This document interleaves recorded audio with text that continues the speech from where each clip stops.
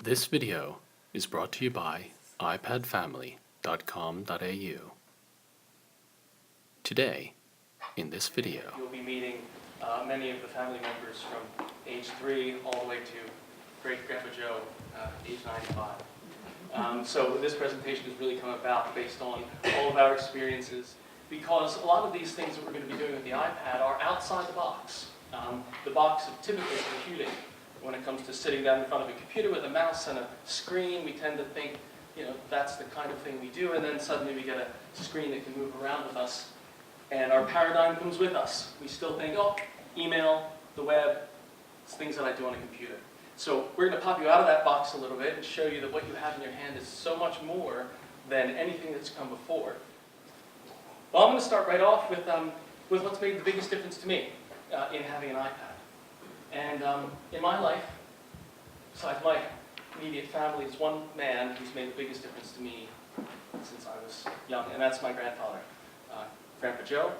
Born in 1917, this is him when he was Devin's age in his one-room schoolhouse with his teacher named Mama Jigs, who he still remembers. They called her Mama Jigs. And he said when he went to school, there were all sorts of different children, and people spoke different languages. And he said, I went to school, and for 3 years I couldn't speak English. And I had to learn English before I could work out what the teacher was saying, which was quite interesting. And then I look at my daughter, who's in her one-room schoolhouse.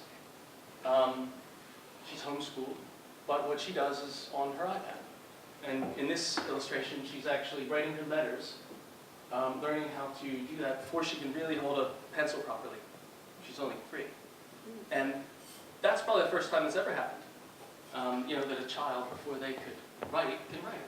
And I'll show you some other amazing things. But what I noticed is that this little girl, just almost 100 years later, there's quite a big difference between how her great-grandfather learned and how she's learned.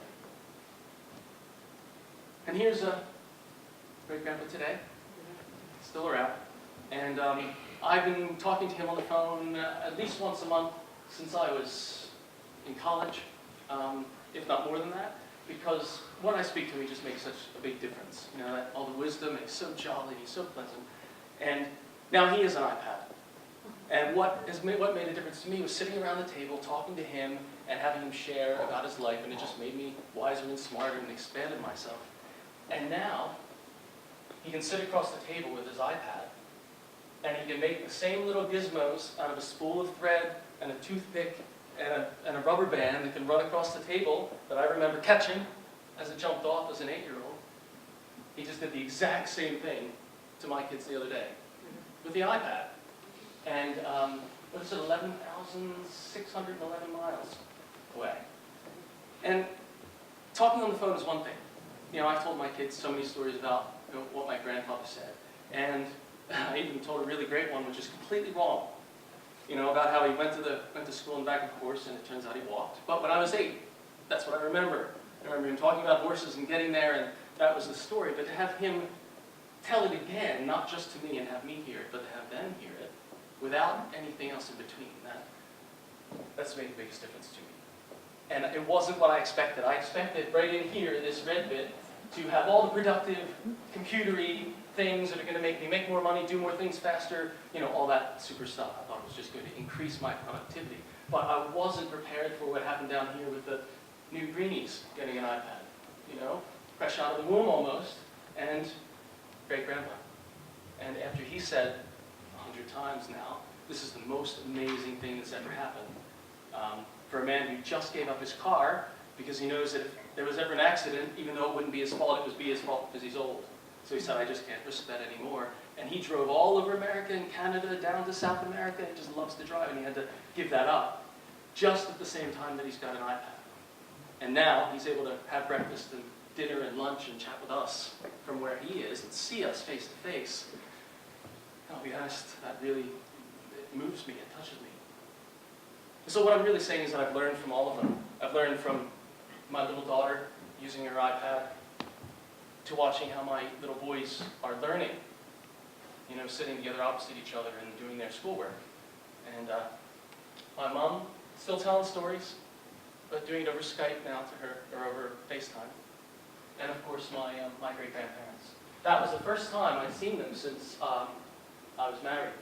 15 years ago. And to be honest, I never expected to see them again. But now, I see them every day. So when I talk about priorities, we're not going to be stuck in that middle band. We're going to be heading everywhere. Because what the iPad has really opened up for us as an entire family is the ability to reconnect. So really get to know even the members of our family. We've learned so much about each other through using our iPad that we didn't expect. But to be able to share these with those people who make a difference, rather than sending them an email or calling them on the phone and say, hey, guess what happened today? You can just take a picture with your iPad and send it on over, or use the camera to FaceTime, and we'll get into all of those ways in which you can use it. Thank you for watching. For more information, visit www.ipadfamily.com.au or follow us, facebook.com/iPadFamily or twitter.com/iPadFamily. Enjoy your iPad.